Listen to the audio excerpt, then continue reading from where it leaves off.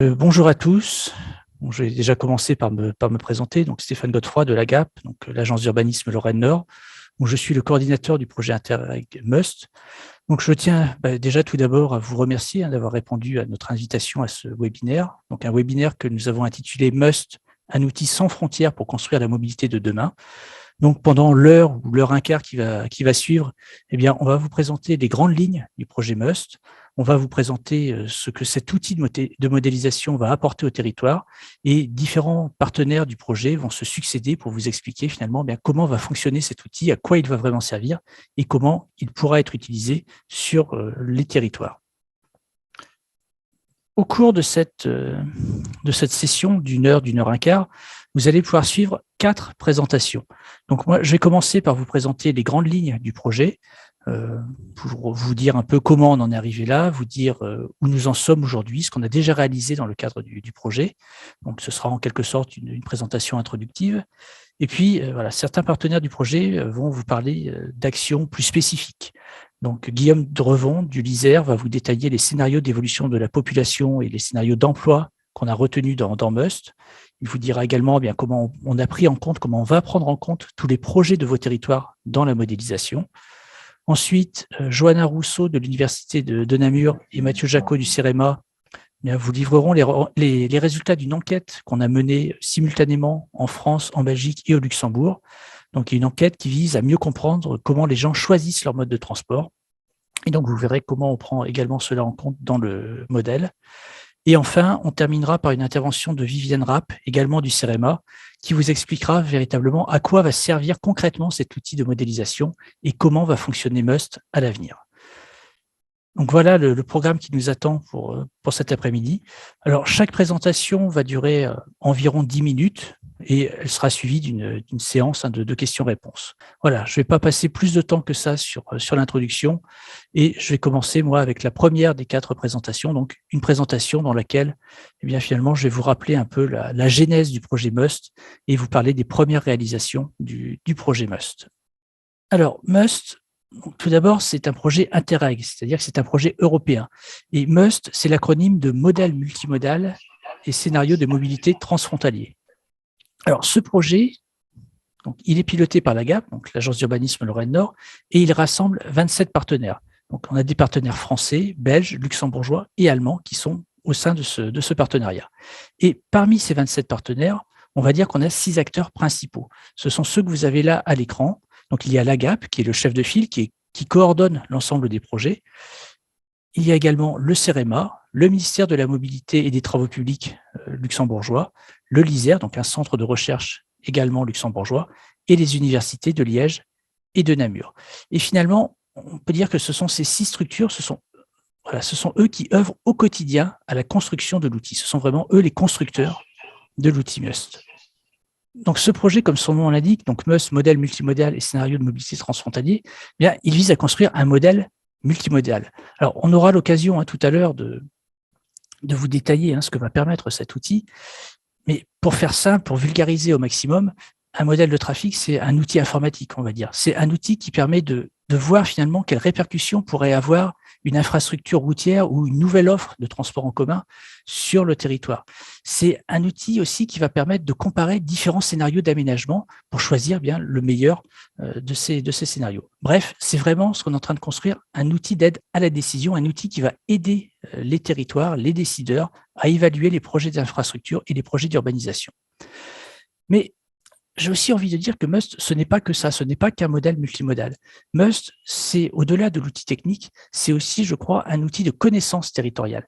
C'est un outil de connaissance territoriale dans le sens où on a mis en commun un très grand nombre de données ensemble, issues des 3 versants. Donc, on a enrichi la connaissance globale qu'on avait de la mobilité sur ce territoire. Et puis, Must, c'est aussi, et c'est peut-être même avant tout, un formidable outil pour renforcer la coopération transfrontalière. Puisque finalement, au travers de Must, on a vraiment appris à travailler ensemble, à parler le même langage, et on a créé du lien, on a créé une habitude de travail en commun que nous n'avions pas jusqu'à présent. Donc, je vous disais, c'est un formidable outil pour renforcer la coopération transfrontalière, et cette coopération transfrontalière, nous la menons sur un vaste périmètre, puisque notre périmètre de modélisation, vous l'avez à l'écran, il se fait dans la zone transfrontalière autour du Grand-Duché du Luxembourg. Et quand je dis autour du Grand-Duché du Luxembourg, vous voyez qu'on englobe tout le pays du Luxembourg, toute la province de Luxembourg côté belge, et une large partie nord de l'ex-région Lorraine, puisque le modèle est calé sur le périmètre des 3 SCOT, de Thionville, de Metz et de Longwy. Alors, pourquoi ce modèle finalement? Moi, je pense que beaucoup d'entre vous, voilà, la très grande majorité, connaissent déjà la réponse, mais il est peut-être quand même bon de rappeler un certain nombre de chiffres. Il faut bien se rendre compte qu'on est ici sur le secteur où il y a le plus de travailleurs frontaliers de toute l'Union européenne. Chaque jour, il y a environ 210 000 travailleurs frontaliers qui prennent la direction du Luxembourg. Alors parmi eux, il y a, on va dire, à peu près 50% de Français, 25% de Belges, 25% d'Allemands. Mais donc, vous voyez, on est vraiment sur un phénomène de très grande ampleur. Et non seulement ce phénomène est de grande ampleur, mais en plus, on est sur un phénomène qui ne cesse de s'amplifier. Ça, c'est ce que vous pouvez voir sur le graphique sur la droite de l'écran. On est sur un phénomène qui s'amplifie puisqu'on est sur un rythme de plus de 7000 nouveaux travailleurs frontaliers tous les ans qui prennent la direction du Luxembourg. Ça veut dire qu'on pourrait, à horizon 2035, bien, dépasser les 300 000 travailleurs frontaliers au Luxembourg. Ça fait quand même 90 000 de plus qu'aujourd'hui. Et vous le savez très bien, je pense, les flux actuels génèrent déjà une pression extrêmement forte sur les systèmes de transport, qu'ils soient routiers ou ferroviaires. On a déjà énormément de mal à gérer la situation aujourd'hui sur les réseaux de transport. Donc, on peut forcément se demander ce que ça donnera demain avec une telle augmentation. Et en plus de cela, eh bien, on sait très bien également que sur notre territoire, on a de grandes plateformes logistiques. Et là, je pense plus particulièrement à celle d'Atu en Belgique et à celle de Bettembourg au Luxembourg. Ça veut dire que sur notre territoire, en plus des flux frontaliers très importants, en plus des flux internes au bassin de vie, eh bien, on a sur ce territoire des flux de marchandises qui sont très importants et des flux qui viennent se rajouter, qui viennent compliquer encore un peu plus la situation. Et malgré cela, malgré ces constats, eh bien, il n'y a pas de modèle de trafic à l'échelle transfrontalière sur le territoire. Il n'y a pas d'outils qui permettent de gérer la mobilité transfrontalière à cette échelle. D'où vraiment cette idée du projet MUST de construire un outil commun aux 3 pays. Voilà, donc je vous l'ai dit, pour le construire, cet outil, on s'est tourné vers le programme Interreg. Donc, on dispose d'un budget de 2,9 millions d'euros pour mener à bien ce projet. Donc, un financement à hauteur de 60% par des fonds FEDER, donc par des fonds européens. Et vous l'avez à l'écran, vous voyez qu'on dispose également de 5 ans pour mener à bien ce projet. Donc voilà, si je devais résumer ce qu'est le projet MUST en quelques minutes, ce qu'on peut dire du projet MUST de manière très succincte. Ce que je voudrais également vous dire cet après-midi et essayer de vous expliquer, c'est pourquoi ce projet prend autant de temps, pourquoi il nous faut 5 ans. On a commencé le travail en 2018, donc en tout cas officiellement, le projet Interreg commençait en 2018, on est en 2022, donc voilà, ça fait 5 ans qu'on travaille sur le projet. Je sais que des gens se trouvent que c'est long. Voilà, je voudrais essayer de vous donner quelques exemples de tout ce qu'il est nécessaire de faire en amont pour la construction de cet outil, pour essayer de vous faire comprendre tout le processus, tout le travail qu'on a déjà accompli dans le cadre de ce projet. Alors tout d'abord, eh bien, il faut savoir que pour modéliser les déplacements, on doit impérativement connaître énormément d'informations. On doit connaître où sont les emplois, où est la population, où sont les lieux générateurs de trafic. Il faut qu'on ait la connaissance de toutes les infrastructures, qu'elles soient routières ou ferroviaires, de toutes leurs caractéristiques. On doit connaître tous les réseaux de transport en commun, tous les horaires. Il faut connaître tous les projets des collectivités, etc., etc., etc. Il y a vraiment une masse d'informations colossale à collecter dans le cadre de ce projet pour pouvoir modéliser ensuite. Et en plus, c'est des infos qu'il faut collecter sur 3 pays différents. Donc, ça demande énormément de temps et des fois aussi des autorisations à les demander. Ensuite, il faut aussi bien voir que parfois, l'information n'existe même pas. Il faut donc qu'on aille créer l'information, qu'on aille créer la donnée. C'est notamment ce qu'on a été faire sur le nord-est du Thionvillois. Donc, le nord-est du Thionvillois, c'est un secteur sur lequel il n'existait aucune enquête déplacement. Donc, on n'avait aucune information sur la mobilité quotidienne de la population. Il nous a donc fallu faire cette enquête déplacement.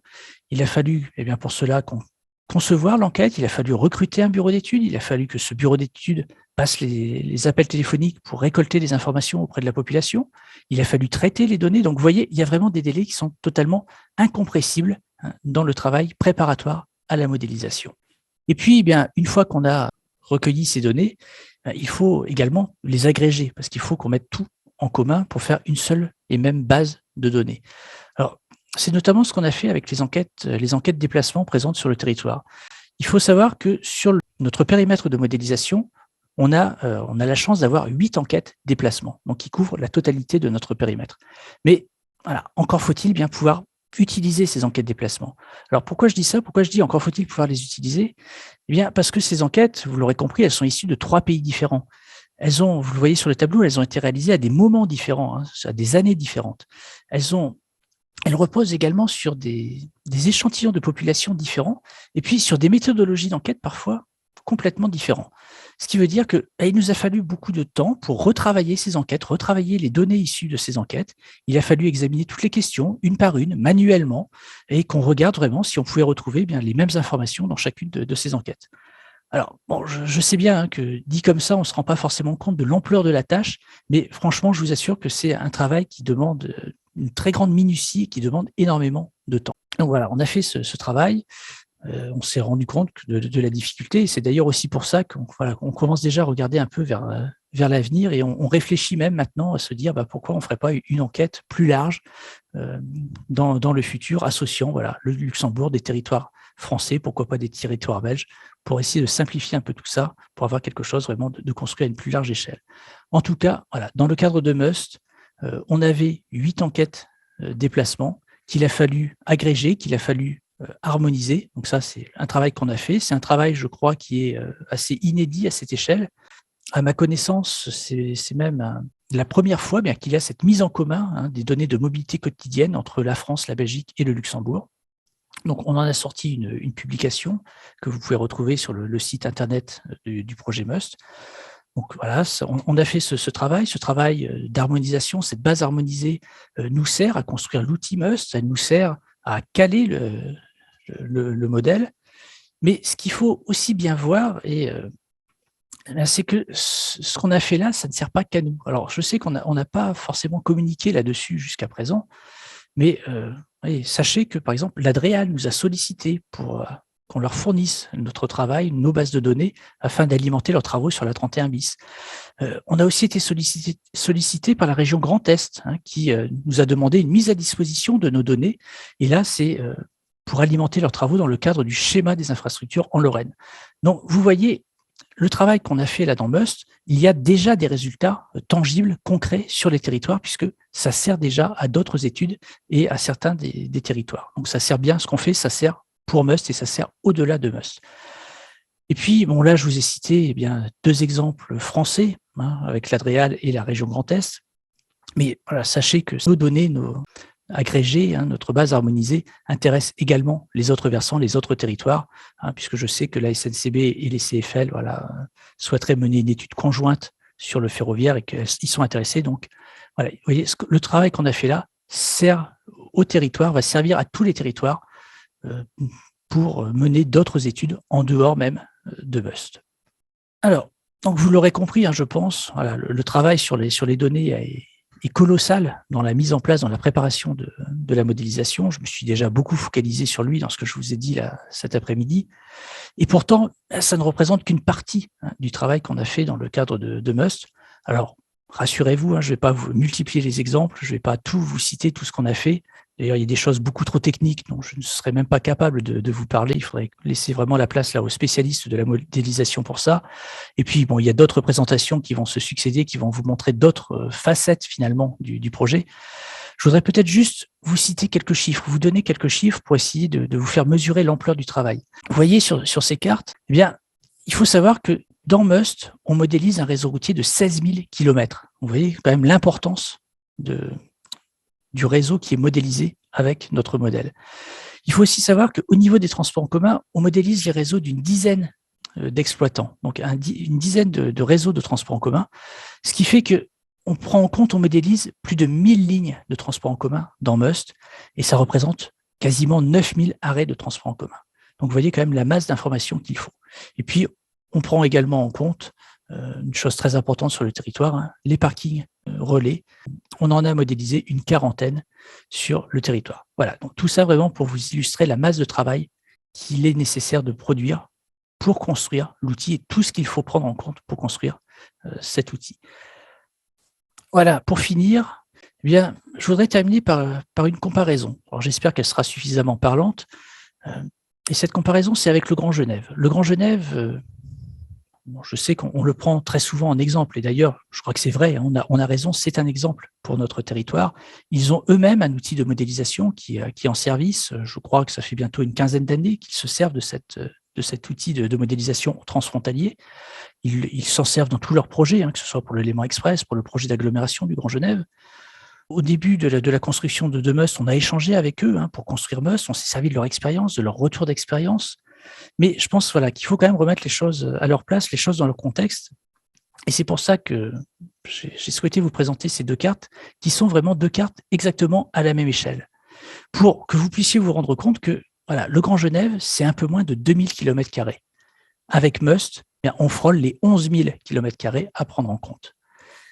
Le Grand Genève, c'est un peu moins de 180 lignes de transport en commun. Je vous l'ai dit, dans Must, on a plus de 1000 lignes de transport en commun à prendre en compte. Voilà, tout ça pour vous dire que oui, voilà, on a besoin de 5 ans de projet. 5 ans de projet, ça peut paraître long, mais vu la masse de travail qu'il y a à faire, c'est franchement un délai tout à fait raisonnable.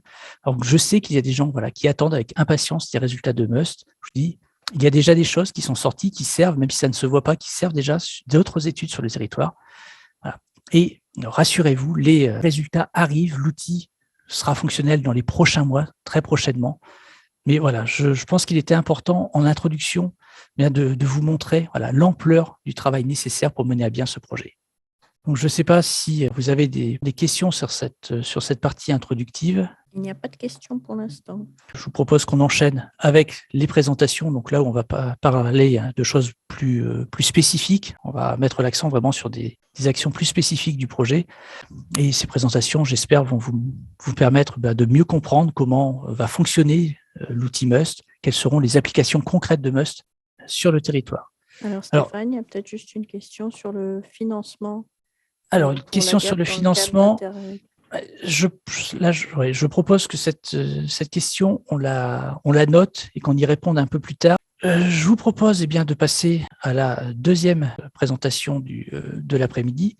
Donc, cette présentation va être effectuée par Guillaume Drevon. Donc, Guillaume est chercheur au LISER. Donc, le LISER, pour ceux qui ne le sauraient pas, c'est un centre de recherche socio-économique qui est situé au Luxembourg. Ils sont basés à Belleval. Et Guillaume va vous présenter les scénarios d'aménagement que nous allons modéliser dans Must. Guillaume, je te laisse. Oui, je prends la parole et je partage ma présentation. Bonjour à toutes et à tous. Donc effectivement, Guillaume Drevon, donc je suis chercheur au LISER au Luxembourg.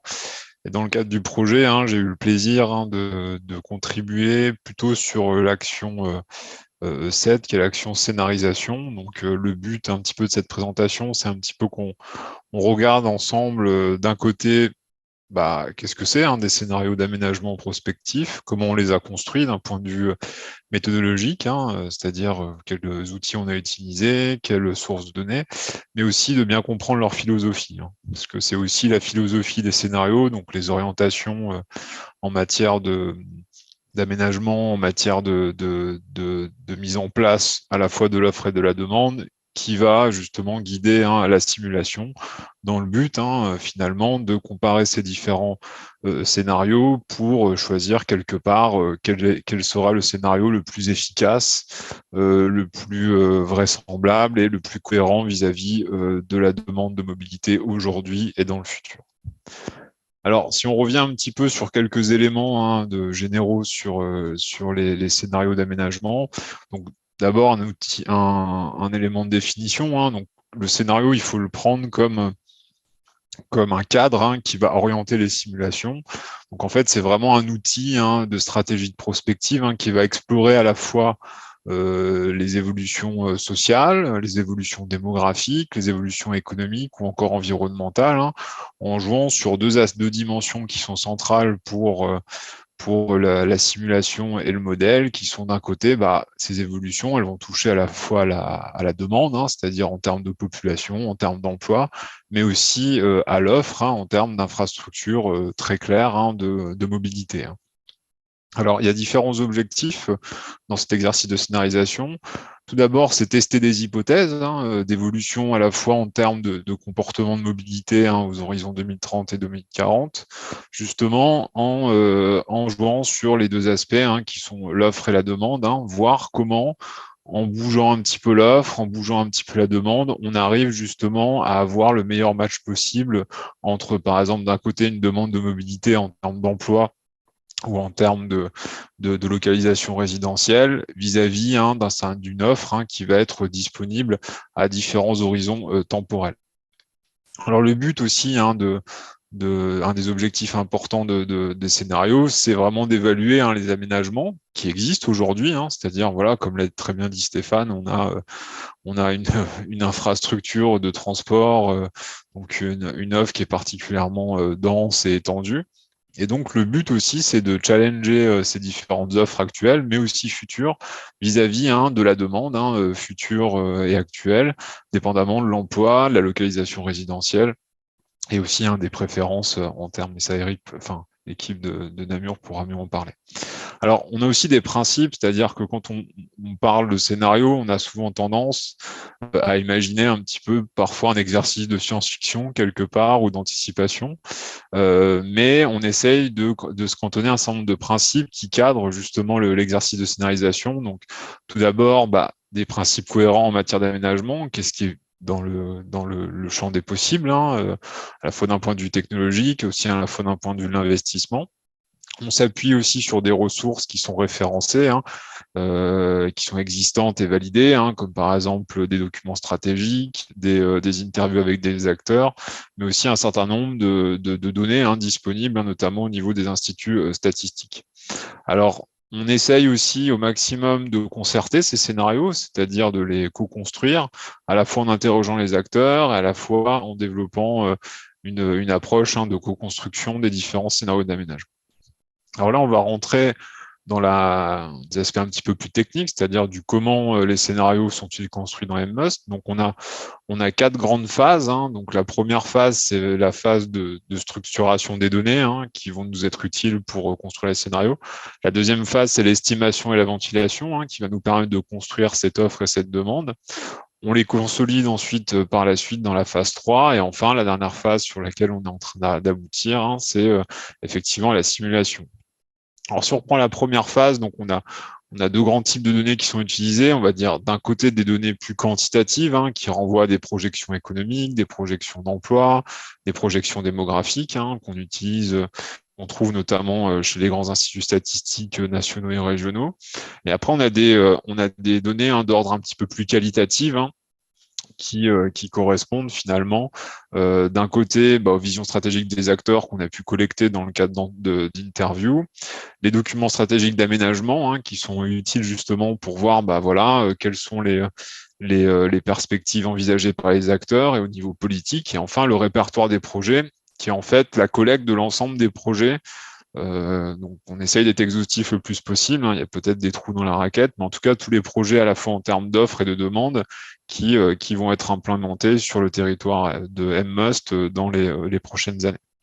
Et donc mis ensemble, ces différents éléments permettent d'estimer une demande, donc à partir de la localisation de nouveaux emplois, à partir de la localisation de nouveaux logements, par exemple, qui vont générer une nouvelle demande en termes de mobilité, mais aussi l'offre, donc avec justement la prise en compte de l'ensemble des projets d'offres qui vont être mis en place aux horizons 2030 et 2040. Et on essaye aussi de voir l'évolution du territoire d'un point de vue plus stratégique.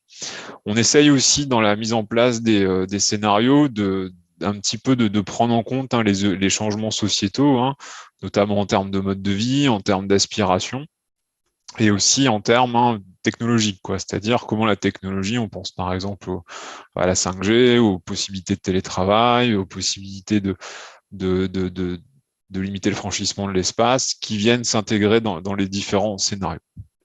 Alors, mis ensemble, donc ces différents scénarios, donc on en a 3, on va discuter un petit peu plus en détail, donc le scénario tendanciel, le scénario planifié, le scénario volontariste, qui, de la manière dont ils sont construits, vont permettre de rentrer dans la phase de simulation pour estimer un certain nombre d'indicateurs. On va regarder un petit peu plus dans le détail dans la suite de la présentation.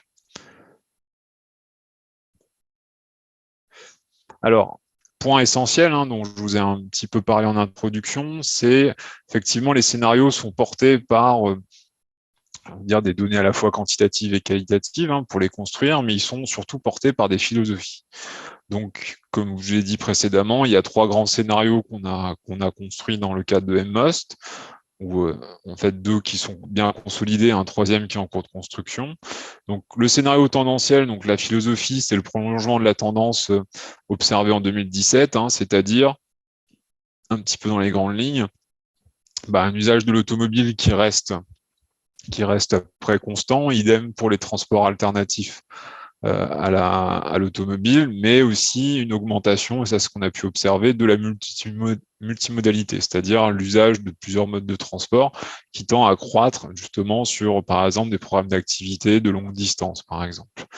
Le scénario planifié, il se distingue du tendanciel par le fait que, en fait, c'est dans le tendanciel, on est plutôt au fil de l'eau, donc on laisse les choses se faire de manière naturelle. Dans le planifié, on part du principe que l'ensemble des objectifs politiques sont atteints. Donc là, on va en fait, dans le cadre du scénario, prendre l'ensemble des documents d'orientation stratégique et la vision des acteurs et dire, voilà, tous ces objectifs seront atteints à partir des projets, notamment d'offres de mobilité. Et donc, on va aller vers une diminution de l'usage de l'automobile et une augmentation forte de l'usage des transports alternatifs à l'automobile, comme le train, les modes doux, le train, le bus et les modes qui sont moins, comment dire, utilisateurs moins utilisateurs de carburant, plus collectif, plus partagé aussi. Et donc, on va avoir une mobilité qui va être plus, comment dire, qui tend plus vers le scénario de développement durable. Et enfin, le dernier scénario, volontariste. Donc, la philosophie de ce scénario-là, c'est vraiment la mise en place d'une politique vraiment ultra volontariste vers une réduction globale de la demande, qui tend vers les objectifs zéro carbone, et dont l'objectif, c'est vraiment une réduction du besoin énergétique en termes de transport, sur l'ensemble du périmètre, avec des reports modaux vraiment massifs et un équilibrage des fonctions, notamment des fonctions de la vie quotidienne, c'est-à-dire un retour à des formes de proximité, un retour aussi à une plus grande cohérence entre la localisation résidentielle et la localisation de l'emploi.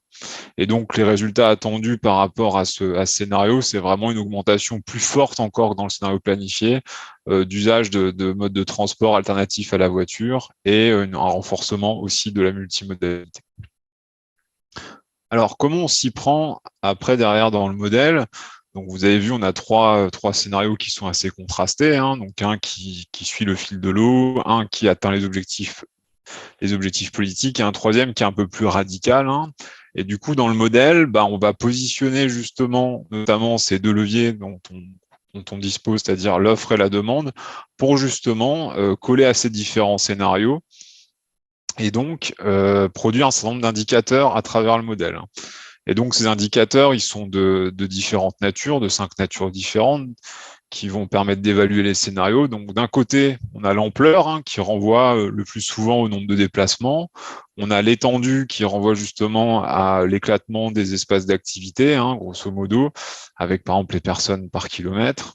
On a aussi la répartition modale qui correspond effectivement à la part de chaque mode de transport dans l'ensemble de la mobilité sur le périmètre MMOS, les questions d'efficacité en termes de vitesse moyenne notamment, et aussi l'impact territorial qui renvoie finalement aux véhicules par degré d'urbanisation, par exemple, c'est-à-dire le nombre de véhicules qui vont passer dans chaque type de territoire, et donc qui vont avoir un impact sur les territoires et notamment la qualité de vie des personnes.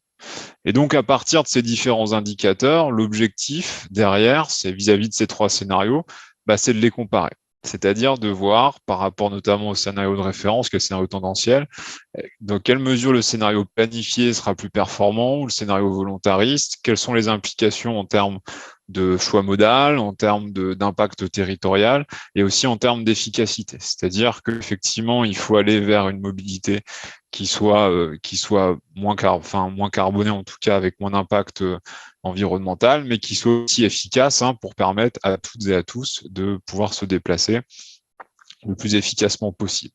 Et donc, cette comparaison entre les différents scénarios, elle va nous permettre ensuite d'amorcer des recommandations pour entrer dans la phase d'aide à la décision, qui est l'objectif du modèle à terme. Alors, peut-être pour finir sur ces différents scénarios, alors, l'objectif global, c'est de mieux comprendre effectivement cette adéquation entre l'offre et la demande aujourd'hui et demain, c'est-à-dire en tenant compte à la fois effectivement des tendances en termes d'évolution sociodémographique et économique, et aussi en tenant en compte l'ensemble des projets qui sont mis en œuvre aujourd'hui et dans le futur, à différents degrés d'avancement, à différents comment dire, état de discussion politique, etc. Et donc, on met dans cet ensemble, justement, pour mieux comprendre cette équation entre l'offre et la demande, tous ces projets qui renvoient à des projets de développement, par exemple, de logement et économique sur l'ensemble du territoire. Donc là, vous avez un exemple sur la gauche. Donc c'est une carte qui est issue du répertoire des projets, qui permet de voir un peu l'ensemble des projets qu'on a sur les versants belges et français. Et ici, on a effectivement plus de 100 projets de demande recensés, et on a fait des estimations de ventilation. On a une augmentation sur ces deux versants de 35 000 habitants et aussi de plus de 80 000 emplois si ces différents projets sont réalisés aux horizons 2030 et 2040. Donc là, on a à la fois des projets de logement, de développement économique, de mise en place de zones d'activité, et donc qui vont à la fois générer de l'emploi, mais aussi de la progression démographique et donc de la demande, C'est-à-dire que dans ces zones-là, il va y avoir des nouvelles demandes de mobilité, et donc on va utiliser ces différents projets et leur stade d'avancement pour consolider notamment les scénarios tendanciels et planifiés. Alors, sur la droite, vous avez aussi des projets d'offres qui renvoient notamment à l'ensemble des projets qui sont prévus à l'horizon 2030 et 2040, avec différents stades d'avancement. Donc, vous avez des projets qui sont à la fois dans les cartons, d'autres qui sont vraiment en train d'être réalisés actuellement. Et donc là, on essaie justement de prendre en compte ces différents projets. Donc, on a à peu près de 200 projets d'offres qui ont été recensés, avec une orientation forte vers la multimodalité, vers le développement des interfaces de transport. Et donc, ces différents projets sont à des stades plus ou moins avancés, et on va pouvoir les prendre en compte dans les scénarios, dépendamment de ces différents stades d'avancement, et justement pouvoir finalement regarder entre d'un côté à gauche, vous avez la demande, et de côté l'offre, s'il y a un bon match entre ces deux dimensions. Et donc, pour finir, je voudrais dire que voilà, les scénarios prospectifs sont essentiels dans le cadre de la simulation, parce que finalement, c'est eux qui guident les grandes orientations, et c'est eux qui vont finalement permettre à terme de valider quel est le meilleur scénario de développement en termes de demande et d'offres. Donc, je vous remercie, je m'arrête là. Merci Guillaume pour cette explication sur les scénarios d'aménagement que nous retenons dans Must et la manière dont nous avons construit ces scénarios. Alors, au niveau des questions, j'ai vu qu'il y en avait une pour connaître la date des premiers résultats. Quand est-ce que les premiers résultats seront disponibles, notamment par rapport au CPER ou bien pour la modification du SRADET? Alors, à ce stade, les estimations, les ventilations demandes sont effectuées pour les scénarios tendanciels et planifiés. On est encore en discussion pour le volontariste. Et donc, on a mis en place aussi la ventilation des différents projets d'offres dans les différents scénarios. Donc, d'ici la fin de l'année, on peut en tout cas compter sur la finalisation de cette ventilation et la mise en place des premières simulations dépendamment des scénarios.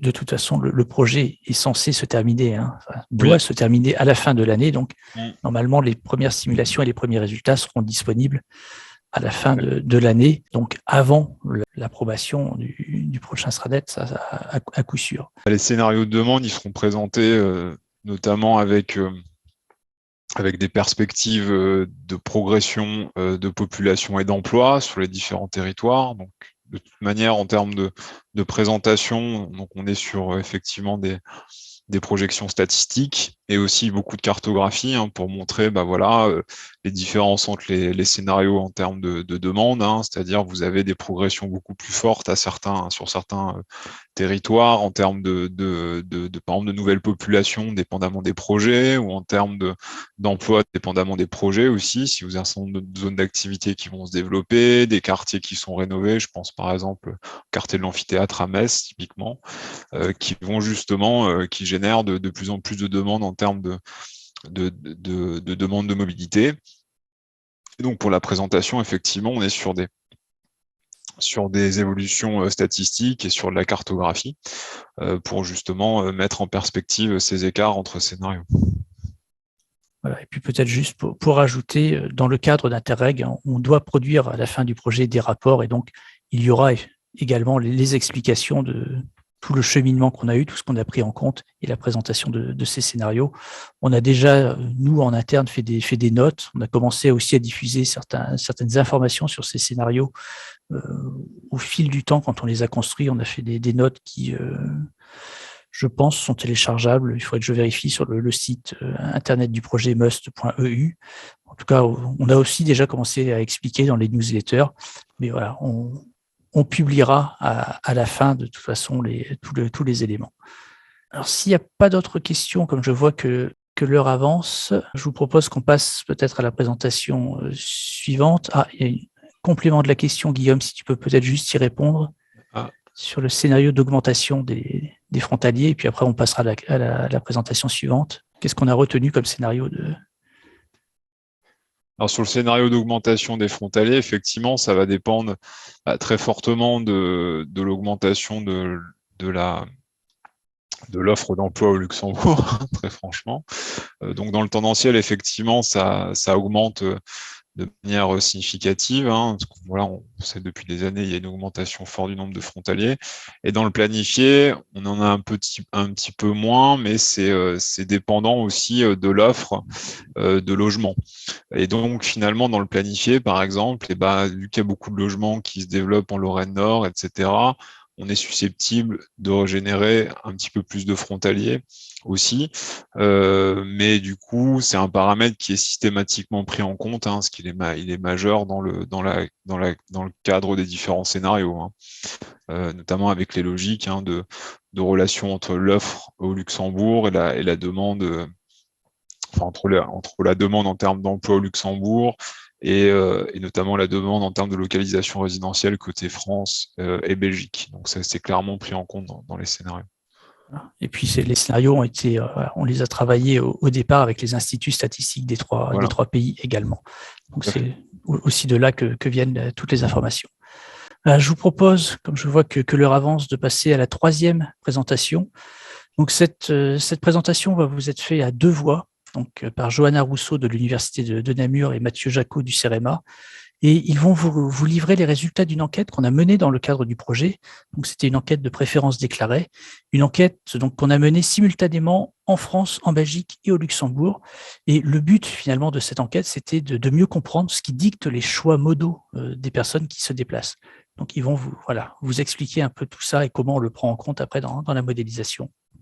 Ça fait une introduction parfaite, Stéphane. En fait, si on reprend le contexte face à l'explosion des flux frontaliers, la question d'un rééquilibrage modal est cruciale pour faire fonctionner les infrastructures de transport. Et donc, pour ça, on a besoin que notre modèle soit performant pour estimer les choix des modes de transport des voyageurs. Suivre.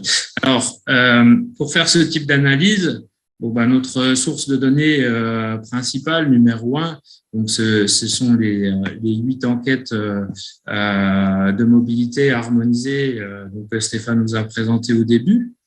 Alors, ces données-là, elles sont parfaites pour avoir des informations sur les parts modales et comprendre un peu quel type d'usagers en fait utilisent les différents modes de transport. Si on prend l'exemple typique des classes d'âge, on voit bien que le bus est majoritairement utilisé par la classe des 11-17 ans, et puis ensuite la part modale du bus se réduit très rapidement avec l'âge. Ceci étant, on peut faire déjà des choses un petit peu plus avancées, puisque si on regarde en fait les pratiques en fonction des versants, on voit que au Luxembourg, on a une part modale du bus des 11-17 ans qui est beaucoup plus importante que dans les autres versants, au détriment pour une partie de la marche, mais aussi de la voiture, de l'usage de la voiture, de l'accompagnement des scolaires. Donc, on peut déjà avoir une approche des différences culturelles. Ceci étant, ça ne nous donne pas d'éléments pour de grands changements du système de transport. Donc, pour ça, on a besoin d'un deuxième type d'enquête, des enquêtes de préférence déclarée. Alors, cette enquête, elle fonctionne en deux parties. On a une première partie d'enquête qui porte sur les caractéristiques du dernier déplacement effectué pour un motif donné. Alors, ça permet à l'enquêté de se mettre dans le contexte de son déplacement, d'une part, et d'autre part, ça nous permet d'avoir des informations complémentaires qu'on n'avait pas avec les enquêtes initiales. Ici, je vous mets par exemple, donc ceux qui utilisaient les modes de transport en commun, ils nous indiquaient en fait quelle était la fréquence qui était disponible en transport en commun pour faire leur déplacement. Et on voit à nouveau de grandes disparités en fait qui apparaissent selon les versants, notamment côté belge avec plus de 50% des usagers qui ont une fréquence de plus d'une heure desserte de transport en commun, donc ce qui explique une part modale particulièrement faible d'usage des transports en commun. Et puis la troisième partie, donc c'est le cœur de l'enquête de préférence déclarée. Donc, on propose en fait aux répondants de faire un choix parmi trois modes de transport. Alors, ces modes de transport, ils vont varier, hein, le covoiturage, l'autosolisme, le train, le bus et puis vélo et transport en commun. Et on demande aux usagers de faire des arbitrages en fonction de différentes caractéristiques. Alors, il y a des caractéristiques, disons, traditionnelles, un arbitrage entre le coût du trajet et puis toutes les composantes du temps de trajet, que ce soit la fréquence ou la durée totale du trajet, ou les retards. Et puis, donc, ce qui est particulièrement intéressant dans cette enquête, en fait, c'est qu'on peut ajouter des caractéristiques spécifiques qui vont changer, en fait, la perception des modes de transport. Donc, par exemple, pour le covoiturage, est-ce qu'une voie réservée est disponible? Est-ce qu'une aire de covoiturage est accessible? La même chose pour le bus. On avait des questions sur le stationnement, sur la disponibilité d'itinéraires cyclistes sécurisés pour des modes vélo plus transport en commun. Merci Mathieu. Je vais maintenant vous présenter quelques renseignements importants que nous avons pu tirer de ces deux sources de données. Pour améliorer la connaissance de la mobilité sur cet espace transfrontalier, nous travaillons actuellement sur un modèle de choix modal basé sur l'enquête de préférence déclarée et sur l'exploitation harmonisée des enquêtes de déplacement. Grâce à cette nouvelle base combinée, nous avons pu distinguer 4 groupes de population qui ont des comportements de mobilité très différents. Donc, les internes belges et l'interne français. Alors, ce sont les personnes qui effectuent leur déplacement sur le territoire belge ou français et qui résident respectivement dans un de ces pays. Les frontaliers, les personnes qui habitent en France ou en Belgique, mais qui ont effectué un déplacement au Luxembourg. Les internes luxembourgeois, les personnes habitant au Luxembourg et qui ont effectué un déplacement au Luxembourg. Et les moins de 25 ans, donc les personnes de moins de 25 ans qui se déplacent pour un motif lié aux études. Un modèle de choix modal permet de comparer différents modes de transport. Dans notre cas, ce sont le bus, le covoiturage, le train, le vélo plus transport en commun, l'autosolisme, la marche et le vélo. Il permet également de déterminer l'importance des caractéristiques des modèles, tels que par exemple le temps de trajet, le coût de trajet et la fréquence. Il met aussi en évidence l'importance des caractéristiques d'individus, telles que par exemple le motif de déplacement et la motorisation des ménages.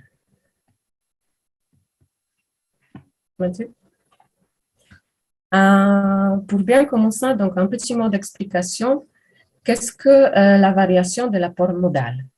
Elle dessine la modification des parts des marchés des différents modes de transport entre elles. Nous vous présentons ici le tableau avec la variation de l'apport modal de 10%. Ce sont des résultats provisoires, mais ils nous montrent déjà une tendance. Nous nous dirigeons vers un effet classique, relativement modéré du temps et des coûts de parcours. Ces exemples sont des illustrations choisies et ne doivent pas être compris comme des valeurs absolues. Alors, comment ça marche? Par exemple, on augmente le temps de parcours de 10% en transport en commun chez les internes belges et français. La part modale de ce mode diminuera de 3%. Donc, ce mode va perdre 3% de ses utilisateurs qui vont choisir à la place un autre mode de transport. À l'examen de nos résultats, on constate qu'ils convergent vers les principaux diagnostics suivants. En général, les automobilistes réagissent moins aux variations de la durée du trajet et des coûts que les usagers de transport en commun. En outre, dans le transport en commun, une réduction du temps de trajet de 10% entraînerait une plus grande croissance de la demande qu'une diminution des prix de 10%. Spécifiquement chez les frontaliers, où cette variation de temps entraînerait un changement de plus de 8%. Les moins sensibles à un changement de temps sont des personnes de moins de 25 ans. Par contre, ils sont plus sensibles au coût que les autres groupes de population examinés. Mathieu? Merci. Suite à nos nombreux tests de modèles de choix modal sous la base combinée, nous avons pu constater que les nombreuses variables étudiées ont un effet sur le choix modal qui peut être mesuré comme suivant. Une fréquence d'un service par heure correspond à une perte de temps de 40 à 45 minutes pour le train, d'un quart d'heure à une demi-heure pour le bus. Un retard modéré, c'est-à-dire de 5 à 15 minutes, mais fréquent, correspond à une perte de temps assez élevée, surtout pour le train, de 45 à 65 minutes. La difficulté de stationnement et l'accès à la gare sont perçus comme des éléments clés pour l'usager de ces modes. Un accès moyen ou difficile à la gare pénalise le train de 45 minutes à 80 minutes. Un stationnement difficile à l'arrivée pénalise l'usager de la voiture de 25 minutes pour les internes belges et français, à 60 minutes pour les personnes qui veulent se rendre au Luxembourg. En utilisant la voie réservée pour le bus, l'individu diminue son temps de trajet ressenti de 20 à 30%. Si ce dispositif de voie réservée existe pour le covoiturage, il diminue le temps de trajet ressenti de 15 à 25 minutes, pardon. Il est important à signaler également qu'une aire de covoiturage avec des tours est très mal perçue. Et en ce qui concerne les parkings vélos et les itinéraires vélos sécurisés, ils sont valorisés de manière identique, un gain de temps d'environ 10 minutes. Merci. Voilà, donc pour conclure, on voit qu'avec cette enquête de préférence déclarée, on a réussi à non seulement bien estimer les critères classiques habituels du choix modal, à connaître leur importance sur la façon dont les gens effectuent leur arbitrage, mais qu'on peut aussi introduire de nouvelles variables qui vont être intéressantes pour tester les politiques publiques. Merci à vous deux pour ces premiers résultats de l'enquête de préférence déclarée qui nous permettent de voir aussi les critères qui influencent sur les choix. J'ai vu qu'il y avait au moins une question qui avait été posée dans le fil de discussion, question à propos des dates des enquêtes. Donc, je pense que c'est la date de l'enquête de préférence déclarée pour savoir si elle était post-Covid ou non, avec les changements sociologiques et les changements de comportement que cela pouvait comporter. Et puis, sur la prise en compte, justement, de l'évolution rapide de de l'arrivée du vélo à assistance électrique, donc qui peut favoriser l'usage du vélo, savoir comment c'est intégré dans le modèle. Sur la première question, donc on a effectué les enquêtes, me semble-t-il, à l'automne 2019. Oui, c'est exact. Octobre 2019, février 2020, donc avant Covid. C'est ça. Et sur la deuxième question, comme notre focale était sur les déplacements frontaliers, on a choisi de ne pas trop, comment dirais-je, notre sujet est déjà suffisamment complexe pour en plus y introduire la problématique du vélo. Ceci étant, bon, c'est clairement un sujet. Après, ce type d'enquête qu'on a effectué, n'est pas très adapté en fait à la pratique du vélo, parce que pour bien des gens, comment dirais-je, qui n'ont pas l'expérience du vélo, en fait, se mettre dans l'idée de la pratique du vélo, c'est très compliqué. Donc, il faudrait imaginer d'autres types de protocoles, d'autres façons de procéder pour intégrer l'évolution du vélo, peut-être en faisant des comparaisons avec les agglomérations où le vélo est le plus utilisé. Et puis sur le vélo en libre service, peut-être en faisant des enquêtes qualitatives. Mais voilà, c'était un point qui avait été décidé avec les porteurs du projet de pas cibler sur la question du vélo.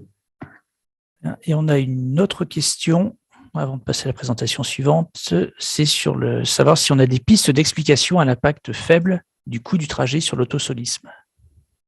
Des pistes d'explication, en tout cas, ça correspond assez bien au déclaratif en fait des usagers lors de enquêtes de préférence déclarées, qui donc non seulement dans leur choix ont révélé que par rapport au coût qu'on leur présentait, qui connaissait quand même déjà des variations importantes par rapport à aujourd'hui, c'était de l'ordre de plus 50%. Il n'y avait pas de réaction. Mais en plus, en fait, dans les priorités qu'ils indiquaient pour les raisons qui pourraient les pousser à ne plus utiliser la voiture, mettaient le coût tout à la fin. Donc, quelque part, notamment au niveau des frontaliers, on fait face à une population qui peut supporter. En fait, la population qui se déplace sur des distances importantes aujourd'hui en voiture peut supporter des augmentations de coûts. Il y a une nouvelle question, alors vraiment la toute dernière, puis après on passe à la présentation suivante. C'est pouvez-vous synthétiser ce qui est le plus efficace dans la perception des déclarants? L'élément le plus important, c'est clairement la politique de stationnement en fait.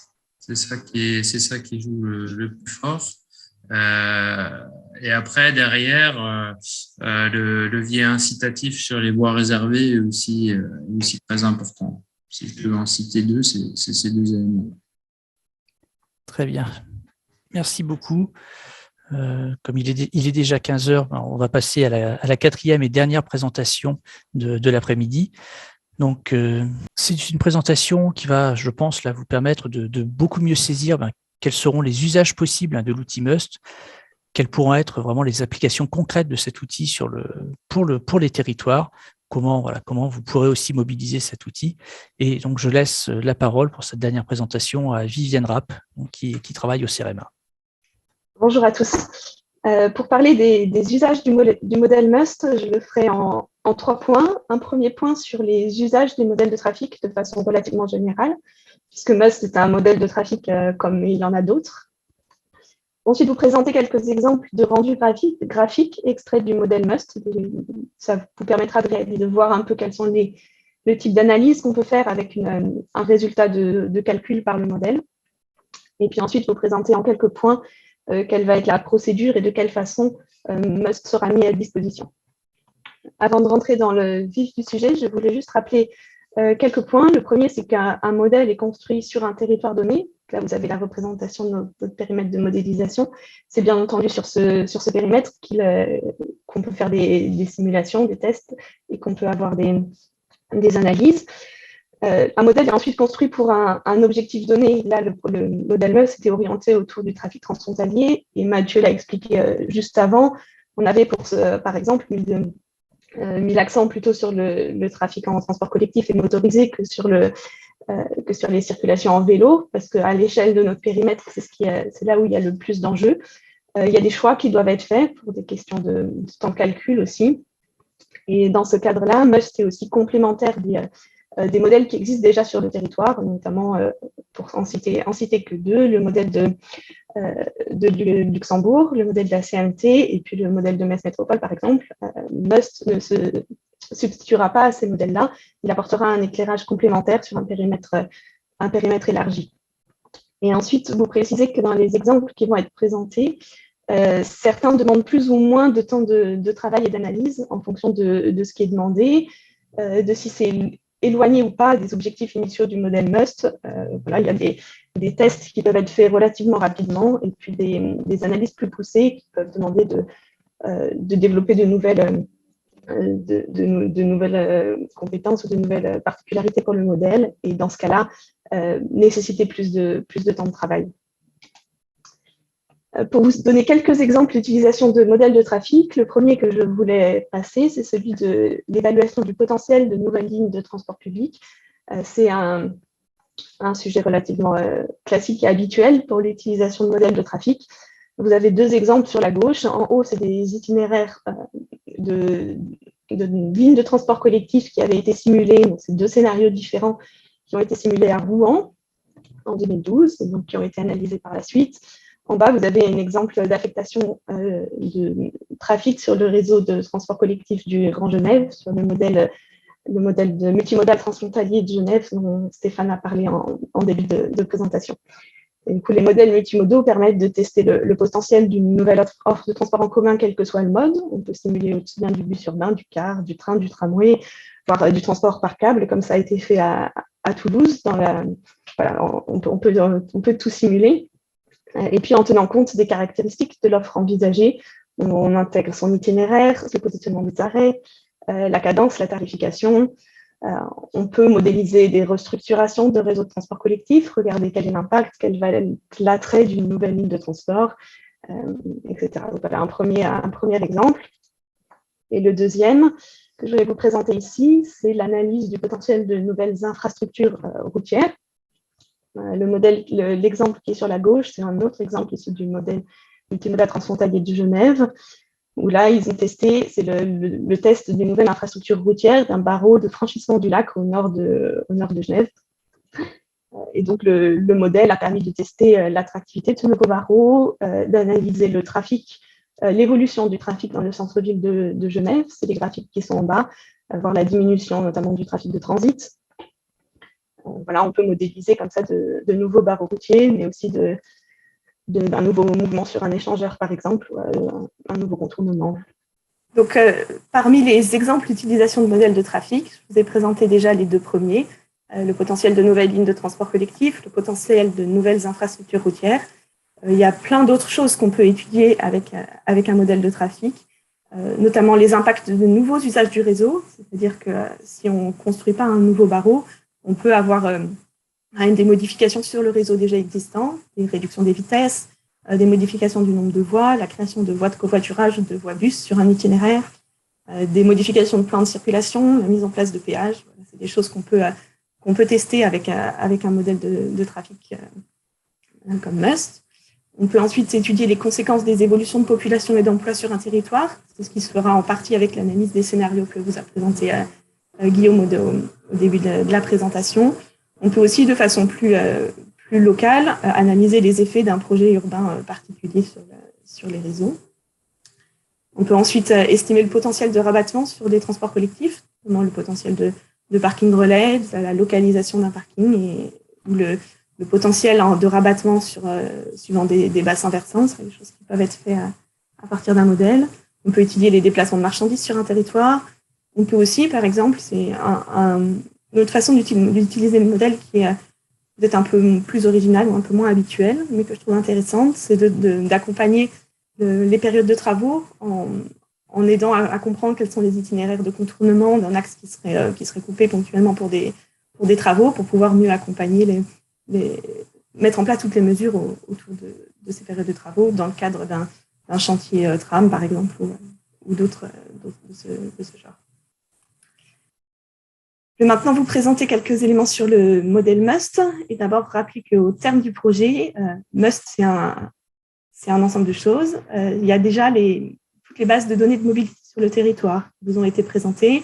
Stéphane a parlé des enquêtes de la base harmonisée des déplacements sur l'ensemble des 8 enquêtes qui ont été harmonisées. Il y a aussi l'enquête de préférence déclarée qui a été évoquée juste avant, qui permet de mieux comprendre la mobilité sur le territoire. Et c'est des données qui sont issues de MUST et qui peuvent être utilisées pour d'autres études. Ça a été évoqué par Stéphane aussi, ça a déjà été le cas. On aura ensuite une analyse des scénarios de référence modélisés. C'est l'analyse des scénarios qui ont été présentés par Guillaume, feront l'objet d'une publication à la fin de l'année. Et voilà, on aura des premiers éléments d'analyse sur ces différents scénarios et ce qu'ils nous apprennent.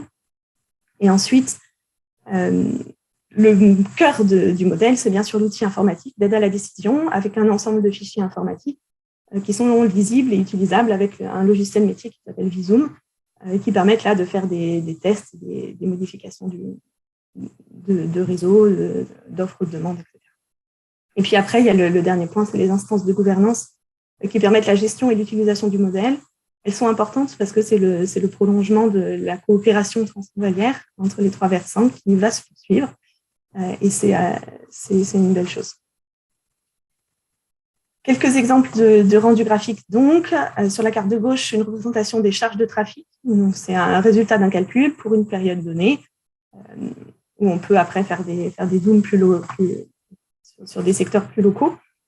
Mais voilà, c'est un premier rendu très classique de sortie de modèle. On peut aussi effectuer des analyses d'itinéraire, c'est-à-dire prendre un point du réseau, un bout de voie, et puis regarder d'où viennent les gens et où vont les gens sur cet itinéraire. C'est des choses qu'on peut regarder. On peut ensuite effectuer des analyses de temps de parcours. Vous avez là l'exemple des isochrones au départ de Neufchâteau en période de pointe du matin, avec donc la représentation des zones en vert, par exemple, atteignables en moins de 15 minutes, en jaune en moins de 30 minutes, etc. Sur une période, on peut faire cette analyse avec un point de départ ou avec un point d'arrivée, en disant, voilà, pour arriver il faut tant de temps pour arriver à Luxembourgville le matin. Ça fait partie des analyses qu'on peut montrer. Donc là, je l'ai fait pour Neufchâteau, vous montrer qu'on peut le faire sur n'importe quel territoire. Ici, donc, les isochrones au départ de Luxembourg en période de pointe du soir à gauche, des isochrones à destination de Metz en période du pointe du matin à droite. Voilà. Et puis après, on peut des sorties qui peuvent être faites pour n'importe quel point du réseau.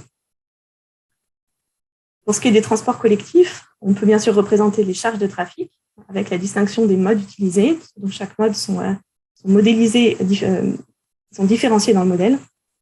On peut aussi effectuer des analyses d'itinéraires de la même façon que sur le réseau routier. Regardez sur le réseau ferroviaire à la frontière franco-luxembourgeoise, par exemple, d'où viennent les gens et où vont-ils. On peut aussi faire des analyses de temps de parcours d'isochrones comme présenté pour les déplacements en voiture juste avant. Et on peut bien sûr, et aussi pour la voiture, faire des comparaisons entre les scénarios. C'est-à-dire une fois qu'on a ce type de résultat de calcul, à la fois pour le scénario de référence 2017, pour un scénario 2030, on peut regarder ensuite comparer les deux et regarder précisément où sont les évolutions. Et on peut après comparer les deux scénarios 2030, etc. Et ça, on peut le faire à la fois pour du réseau, pour des déplacements sur le réseau de transport collectif ou pour des déplacements sur le réseau routier. On peut aussi effectuer des analyses de type essayer de comprendre d'où viennent les gens et où vont-ils sur les parcours. Donc c'est aussi une analyse d'itinéraire, mais ici avec l'exemple d'Arlon, de la gare d'Arlon, où on a en rouge le trafic routier qui arrive à la gare d'Arlon et qui va se garer, et puis en bleu le trafic qui en repart en train. Et donc là, ce qui est intéressant de voir, par exemple, c'est qu'on a la très grande majorité du trafic qui repart vers Luxembourg. Et si vous regardez bien, il y a aussi un peu de monde qui repart en direction de Bruxelles. Donc voilà, le parking relais est utilisé dans les deux directions. C'est majoritairement vers Luxembourg. Et ça pourra être fait sur les différentes périodes modélisées, ou périodes de pointe. Et en dernier point, quelle procédure pour utiliser MUST? De quelle façon va-t-on pouvoir utiliser MUST? La gouvernance du projet Interreg, post-projet Interreg justement, donc au-delà de notre projet actuel, sera organisée autour de 3 principales instances. Un comité de pilotage, financeur de la gestion courante du modèle, dans lequel seront rassemblés les 3 versants franco-luxembourgeoises. Il y aura le SPW, côté belge, le MMTP, côté luxembourgeois, et puis le côté français, la région Grand Est, et puis la L'Oréal, qui sont dans ce comité de pilotage. On va mettre en place ensuite un comité de gestion qui va s'occuper au quotidien du modèle, du suivi des utilisations, de l'assistance aux utilisateurs, etc. Et ce comité de gestion sera aussi à plusieurs têtes, puisqu'on travaillera ensemble avec le LISER, le MMTP et puis le CEREMA. Et ensuite, un comité scientifique et technique qui va rassembler les experts ayant construit le modèle. C'est les 6 partenaires que Stéphane vous a présentés au tout début de la présentation. Donc le MMTP et le LISER au Luxembourg, les 2 universités de Liège et de Namur en Belgique, la GAP et puis le CEREMA en France. On a envie de continuer à suivre le modèle et puis de voir comment est-ce qu'on peut l'améliorer. Et d'un point de vue très pratique, comment il sera possible de faire la demande pour utiliser MUST, de l'utiliser. C'est ce comité de gestion qui va rassembler les demandes, qui sera porte d'entrée. Il sollicitera ensuite le comité de pilotage pour accord. Et après, pour pouvoir utiliser le modèle, il faudra signer une charte d'utilisation. Alors, utiliser ou faire utiliser le modèle, parce que ce sera possible de faire appel à un bureau d'études pour réaliser des prestations. Les conditions, ce sera que les fichiers modifiés soient rendus à l'équipe de gestion pour permettre de s'assurer que la modélisation a été réalisée correctement. Sachant que le comité de gestion assurera aussi une assistance technique. Il sera aussi là pour répondre aux questions d'un bureau d'études ou d'une maîtrise d'ouvrage qui a des questions sur le modèle ou parce qu'il y a quelque chose qui ne fonctionne pas tout à fait comme prévu. Je voulais aussi signaler ici que le comité scientifique et technique pourra être sollicité pour des prestations sur devis ou d'études, ou vraiment d'ingénierie, ou alors d'assistance à maîtrise d'ouvrage pour accompagner un bureau d'études, par exemple. C'est quelque chose qui sera possible selon les besoins. Voilà, j'ai parti ma présentation. Merci Viviane pour cette présentation finalement des très nombreuses applications possibles que va permettre ce modèle, et puis aussi pour cette porte ouverte sur la suite qui laisse entrevoir le fonctionnement futur à partir de 2023. Alors, y a-t-il des questions sur ces usages du modèle? Il n'y en a pas dans le fil de discussion. S'il n'y a pas de questions sur cette partie-là, moi, je vais revenir à la toute première question que j'ai évacuée un peu vite au départ, question spécifique sur le financement de la GAP. Le financement de la GAP, dans le cadre du projet, c'est un financement sur fonds propres. C'est une partie du programme partenarial qui a été dédiée au suivi de ce projet. Il y a 60% de participation du FEDER qui reviennent à l'agence. Et au tout début, au lancement du projet, même avant le lancement du projet, dans la phase de construction du projet, la GAP était missionnée par le réseau de villes Tonicité pour animer un groupe de travail sur la mobilité. C'est dans ce cadre-là que l'agence était financée donc pour monter le projet Interreg. Voilà, comme ça, j'aurais répondu à la question que j'avais malheureusement évacuée trop vite au départ. On va clôturer cette séquence. On avait dit jusqu'à 3h15, il est un tout petit peu plus de 3h15. Donc peut-être, s'il n'y a pas de questions, en guise de conclusion. Il y a une question, Stéphane. Il y a une question. Les demandes d'utilisation du modèle seront-elles payantes? C'est un point qui n'a pas été à ce jour discuté en détail en comité de pilotage. Voilà. Je préfère pas m'avancer là-dessus aujourd'hui. Effectivement, pour l'instant, on a réglé les choses sur l'usage du modèle par le comité de pilotage. Après, pour les tiers, pour les autres personnes, tout n'est pas encore calé. L'action de gouvernance est encore en cours. On a eu un comité de pilotage hier, mais voilà, on a encore des choses à régler, des choses à finaliser et aussi des choses encore à discuter. Écoutez, je vous propose de passer à à la conclusion très, très brève, hein.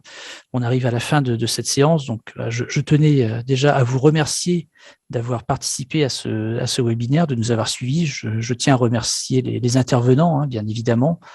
J'espère que ces différentes présentations vous auront aidé à mieux comprendre en quoi consiste Must et comment il pourra servir au territoire, à vos territoires. Avant de finir, à titre personnel, moi, je tiens quand même à vous dire combien il est plaisant de travailler sur ce projet, tellement vraiment la coopération transfrontalière se passe bien, fonctionne bien. Je crois que c'est quelque chose d'important de signaler voilà, la qualité vraiment de cette coopération. Et je pense que c'est d'ailleurs parce que cette coopération fonctionne parfaitement bien que Viviane vous l'a dit, on souhaite tous poursuivre, hein, à s'investir dans le futur du modèle, à suivre ce modèle. On commence même déjà à évoquer un possible Must 2 avec une version améliorée, étendue peut-être du modèle à d'autres territoires. Bon, là, on réfléchit à un horizon assez long, mais vous voyez que c'est vraiment la preuve, je crois, que cette coopération se passe bien, c'est qu'on a encore envie de travailler ensemble. Je vous ai aussi évoqué la possibilité de faire une enquête déplacement en commun. Donc voilà, je crois qu'on a tous ce désir de continuer à travailler ensemble et qu'on s'est rendu compte que finalement, c'était bien plus efficace sur un territoire transfrontalier comme le nôtre de travailler ensemble et que c'était beaucoup plus pertinent de le faire ensemble. Donc voilà, avec l'ensemble des partenaires, on se tient à votre disposition, hein, si vous avez des questions ultérieurement. Vous pouvez avoir accès à toutes nos publications, à toutes nos lettres d'information sur le site must.eu. Donc là, vous avez l'adresse qui s'affiche à l'écran. Vous y trouverez également l'ensemble de nos coordonnées. Donc si vous voulez nous envoyer des mails, des questions, allez, si vous n'avez pas nos coordonnées, vous les trouverez sur le site. Et j'ai vu que la question a été posée plusieurs fois dans le fil de discussion. Donc, le webinaire va être mis en replay et les présentations seront également disponibles. On va vous informer par mail, hein, quand tout sera disponible. Voilà, il ne me reste plus bien qu'à vous remercier et à vous donner rendez-vous également pour la conférence de clôture du projet. Donc, pour l'instant, la date n'est pas encore fixée, mais vraisemblablement, ce sera courant décembre que l'on va clôturer ce projet. Voilà, je vous remercie. Bonne fin de journée à tous.